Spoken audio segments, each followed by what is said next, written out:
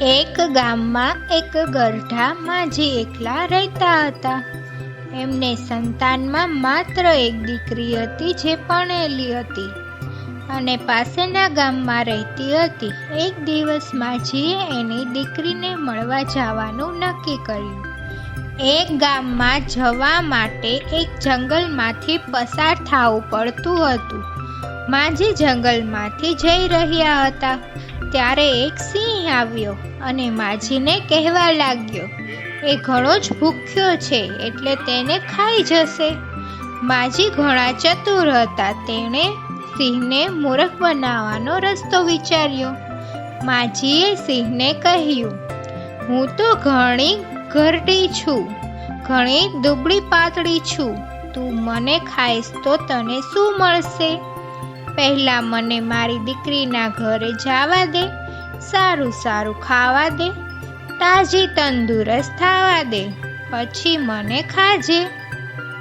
સિંહે વિચાર્યું કે માજીની વાત સાચી છે. આવા દુબળા પાતળા માજીને અત્યારે ખાશે તો એને શું મળશે? માત્ર હાડકાં જ ખાવા મળશે. એના બદલે માજી દીકરીના ઘરે જઈ આવે પછી ખાઈશ તો એને થોડું લોહી માંસ પણ મળશે. આમ વિચારીને સિંહે માજીને જવા દીધા. રસ્તામાં માજીને વાઘ અને રીંછ પણ મળ્યા. એમણે આ જ યુક્તિ વાપરીને બંનેને મૂર્ખ બનાવ્યા.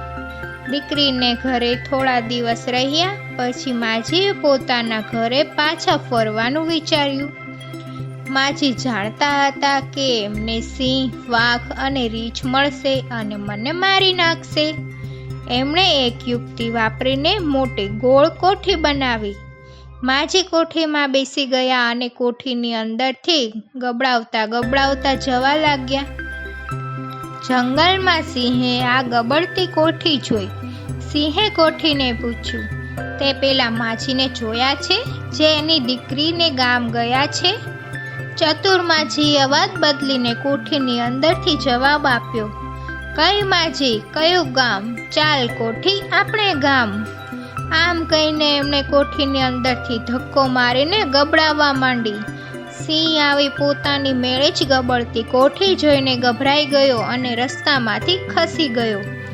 આવી જ રીતે વાઘ અને રીંછ પણ ગભરાઈને ભાગી ગયા.